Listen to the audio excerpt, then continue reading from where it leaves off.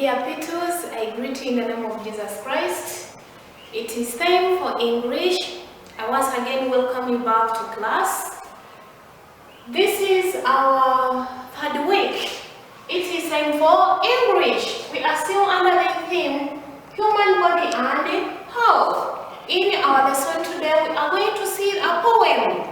We are going to read the poem and see how we can answer the questions. Our lesson today is about the poem. Here I have a poem well written on the chalkboard. You're going to follow me as soon as you get the video. Read the poem and answer the questions correctly. We are going to read the poem and see how we can answer the questions. Oh God, you are so good. You planned me and made me. In your image, you created me with white eyes, a sharp nose, red lips, big cheeks, black hair, and a light-skinned body. Oh, God, you are the greatest of all potters. Do not read like me. I have read like that, reading word by word, because we have some of our colleagues who cannot read those words. The reason that's why I'm reading word by word is to help you know how to pronounce and to utter that word. I'm going to read once again, but the third time I'm not going to read pointing. Oh, God, you are so good. You planned me and made me. In your image, you created me with white eyes, a sharp nose, red lips, big cheeks, black hair, and a light-skinned body. Oh God, you are the greatest of all potters. By Maria Pitu. I'm going to read the third time. This time I'm not going to point because a good reader is not supposed to point. A good reader is supposed to use the eyes, and a good reader should not know the head. No, a good reader should use only the eyes. The eyes should move.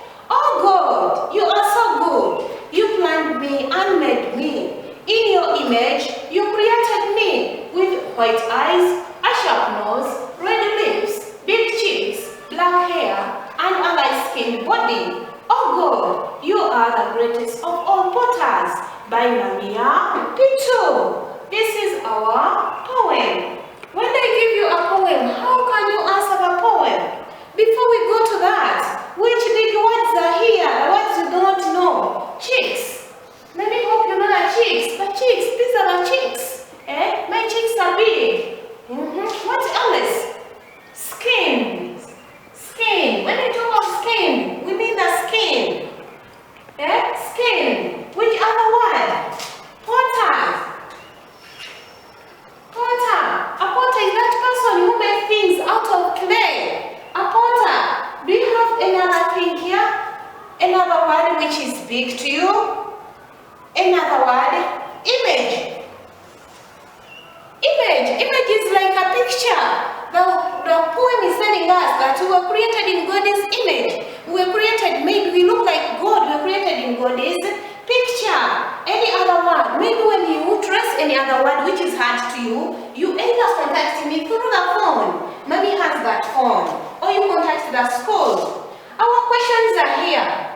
Who is so good? According to our poem, who is so good?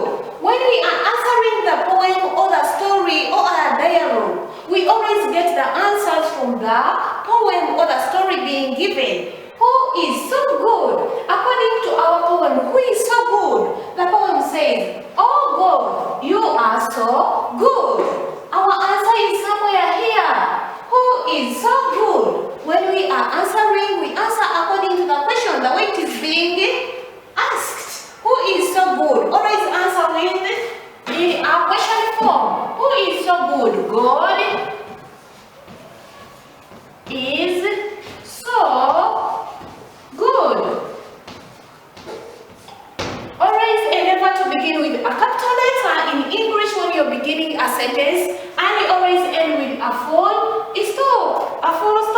in case your sentence is calling for a full stop. If it is calling for a question mark, you put there a question mark. Always punctuate your sentences. Punctuation means begin with a capital letter, end with a full stop, or put a comma where it is supposed to be put.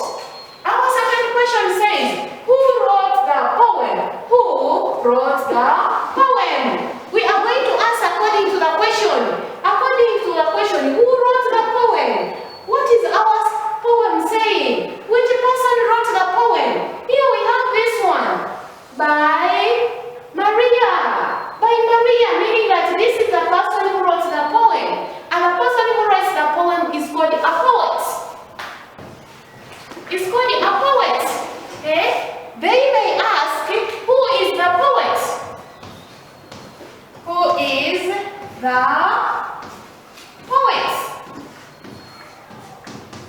This one, who is the poet and who wrote the poem, they want the same answer. Who wrote the poem? By Maria. They don't say by Maria. Answer according to the question. Who wrote the poem? Maria wrote the poem. You come here and say, Maria wrote the poem. You end with a full stop. See, we have this one here. Who is the poet? The same person. I told you this one. A poet is a person who writes a poem. You say, Maria is the poet. You end with a full stop. Write the person that wrote the poem. Write the person that wrote the poem. When they talk of write, just put the name. The person, you say Maria. Who wrote? Answer in a question, in a sentence form. Write, just write the name. Who? Answer in a sentence form. Always learn how the questions are being asked. In which class is the writer? In which class is the writer? The writer here is in P2. In English, we do not use figures. No, this one is wrong. Okay? In which class is the writer? You say the writer